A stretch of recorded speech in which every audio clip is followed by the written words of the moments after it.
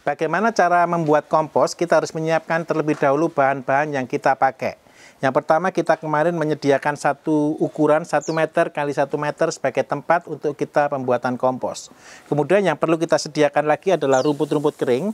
Rumput-rumput kering adalah rumput-rumput yang mengandung karbon, dan ini akan berfungsi sebagai kalium, dan dia sebagai nutrisi yang dibutuhkan untuk tanaman. Kemudian kita juga membutuhkan rumput basah sebagai media untuk terjadinya proses fermentasi, dan kita memberikan juga tanaman-tanaman kacang sebagai sumber nitrogen. Di daun kacang banyak mengandung nitrogen, di batang kacang banyak mengandung fosfor. Di akar kacang banyak mengandung rhizobium yang merupakan bakteri untuk penghasil nitrogen. Kemudian kita juga tambahkan serbuk kayu sebagai sumber dari kalium. Unsur utama dalam pembuatan kompos adalah N, P, dan K. NPK, N dari daun kacang, kemudian P kita buat dari rumput-rumputan, kemudian K kita ambil dari serbuk kayu. Langkah yang harus kita lakukan adalah yang pertama, kita akan menyediakan tempat dan kita gali 10 cm untuk media itu bisa menjaga kelembapannya. Jadi kita gali sedalam 10 cm.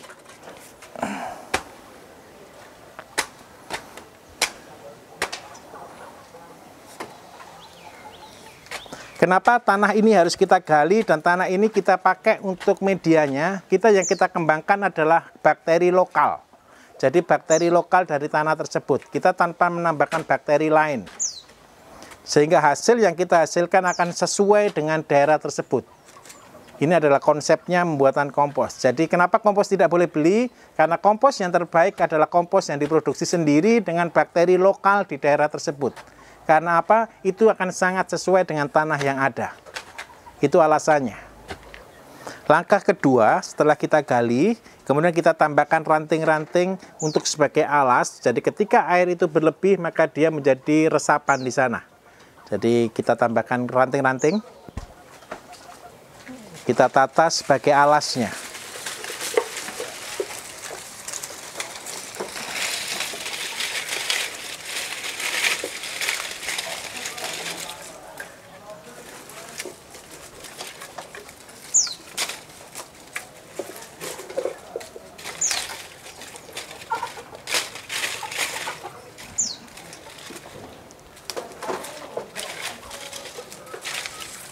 Oke, setelah alas kita taruh, kita berikan rumput kering.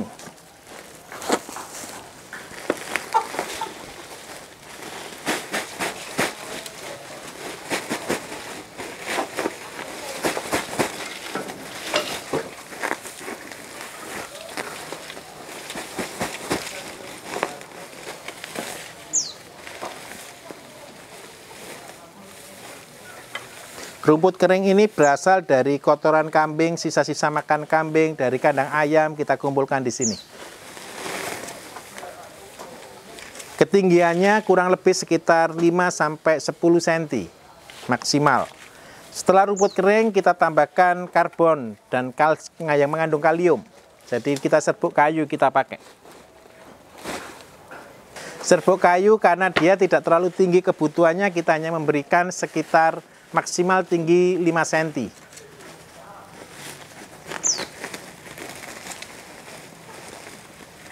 Setelah serbuk kayu, supaya terjadi proses fermentasi yang bagus, kita tambahkan rumput yang basah.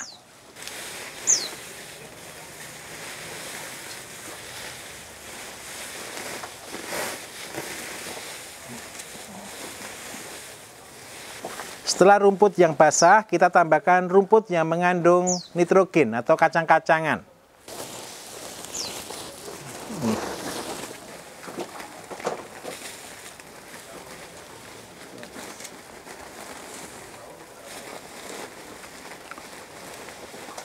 Setelah kita kasih kacang-kacangan, kita tutup kembali dengan tanah kurang lebih tinggi 2 cm.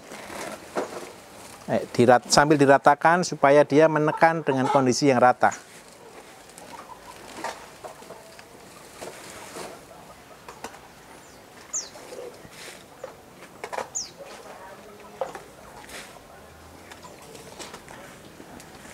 Di dalam tanah ini banyak sekali mikroorganisme yang memang dia ada di dalam tanah. Dan tanah ini adalah sebagai media untuk nutrisi cukup bagi tumbuhan.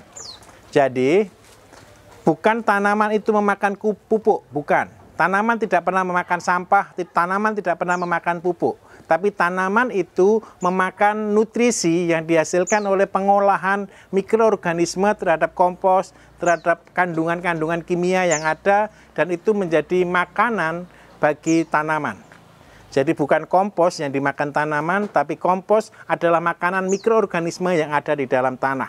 Karena itu kita memakai tanah ini untuk mengembangkan mikroorganisme, dan ini akan menghasilkan yang luar biasa. Setelah kita beri tanah, kita berikan pacuan, bisa dari air kencing kambing, urin kambing, kita juga bisa dari limbah rumah tangga dicampur dengan air.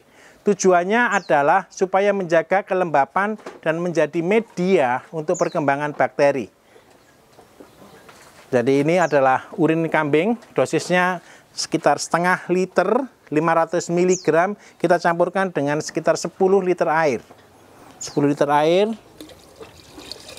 kemudian kita siram-siramkan. Sedikit, nggak usah banyak-banyak. Jikalau air ini kurang, maka suhunya akan tidak panas. Tetapi jikalau air ini berlebih, maka suhunya akan panas.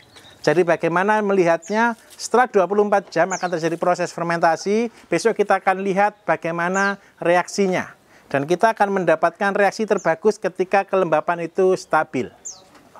Dan proses lakukan ini terus-menerus, step by step, sampai akhirnya seberapa banyak bahan yang kita miliki, berapa lama kita menggunakan proses ini, minimal 1 bulan sampai 3 bulan baru kita pergunakan.